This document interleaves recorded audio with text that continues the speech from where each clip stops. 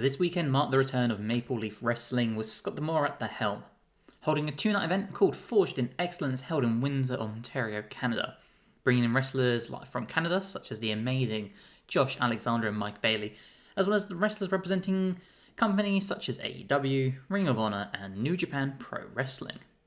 Forged in Excellence promised a stacked two-night event, but just how good of a debut was it for Maple Leaf? Well, I'm Reese from the Wrestling Hideout, and this is our review of Maple Leaf Wrestling, Forged in Excellence.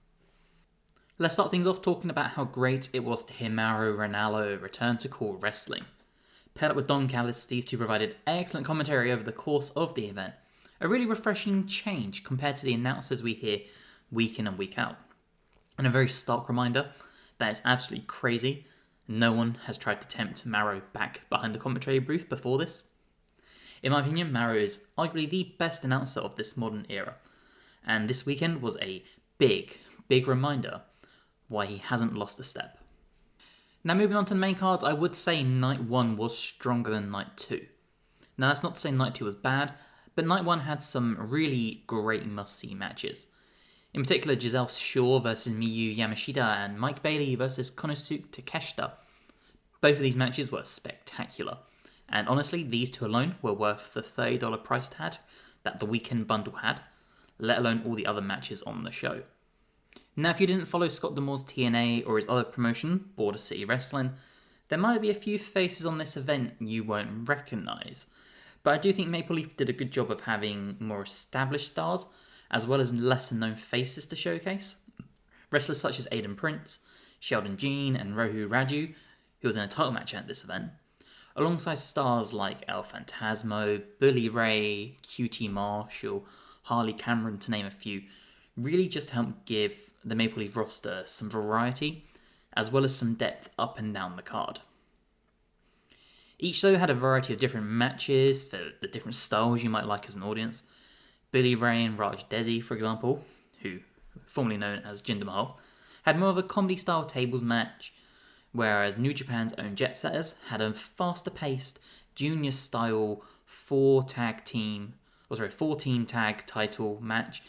A little bit of a tongue twister, but that was a lot more fast-paced. And then we went to Konosuke Takeshita, who put on 20-minute masterclasses each night to finish the shows off.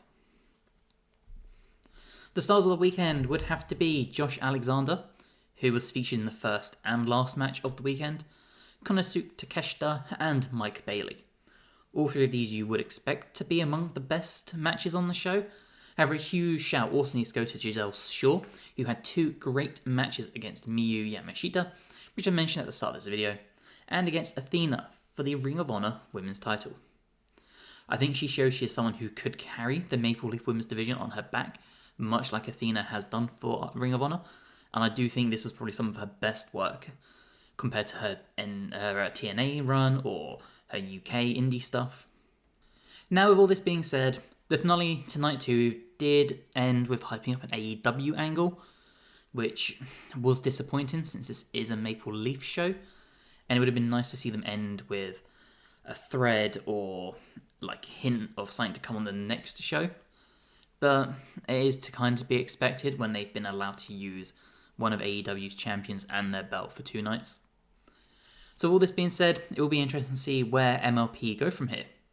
Doing so long, a company can rely on other wrestlers from other promotions before it starts to lose its own identity. But you would have to imagine Canadian stars like Alexander, Bailey, Shaw will become permanent members of the roster. And bear in mind, we are only 2 shows into the company.